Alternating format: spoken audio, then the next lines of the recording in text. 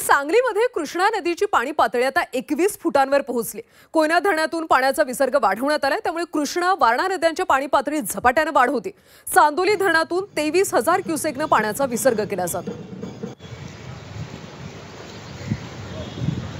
याचा आढावा घेतलाय आमचे प्रतिनिधी सरफराज सरदिया। सांगली जिल्ह्यातील कृष्णा आणि वारणा नद्यांच्या पाणी पातळीमध्ये वाढ सुरू आहे। गेल्या 24 तासांमध्ये जवळपास सांगलीच्या कृष्णा नदीच्या पाणी पातळीमध्ये 3 ते 4 फुटांनी वाढ झालेली आहे। आपण सध्या आहोत कृष्णा नदीच्या काठावर। या ठिकाणी आपण पाहू शकता की ही कृष्णा नदी आहे आणि आता ही दुतडीवरून वाहू लागलेली आहे। सकाळपासून जवळपास 2 फुटांनी या ठिकाणी आता या पाण्याच्या पातळीमध्ये वाढ झालेली आहे। 21 फुटांच्या पुढे आता या पाण्याची पातळी जी आहे ती व त्याची वाटचाल जी आहे ती सुरू झालेली आहे। कृष्णा नदी पाणलोट क्षेत्र असेल, या ठिकाणी जो संततधार पडणारा पाऊस आहे, त्याचबरोबर कोयना धरणातून जे पाण्याचा विसर्ग सुरू आहे, त्यामुळे या कृष्णा नदीच्या पाणी पातळीमध्ये ही झपाट्याने वाढ जी आहे ती होत आहे।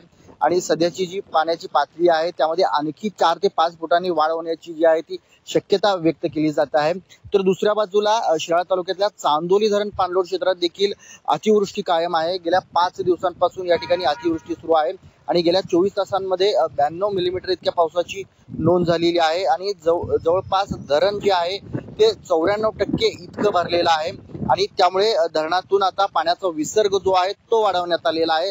सध्याच्या घडीला 23,000 क्युसेक पाण्याचा विसर्ग चांदोली धरणातून वारणा नदी पात्रामध्ये करण्यात येत आहे। त्यामुळे वारणा नदीच्या पाणी पातळीमध्ये देखील झपाट्याने वाढ जी आहे ती झालेली आहे आणि या वारणा नदी पातळीवरील जे काही छोटे मोठे बंधारे जे आहेत ते पाण्याखाली गेलेले आहेत आणि कृष्णा आणि वारणा नद्यांच्या पाण्याची पातळी मध्ये होणारी वाढ पाहता प्रशासनाकडून दोन्ही नद्यांच्या काठी असणाऱ्या गावांना सतर्क राहण्याचं जे आहे ते आवाहन करण्यात आलेलं आहे। कॅमेरा पर्सन सुजितसह सरफराज सनदी, झी 24 तास, सांगली।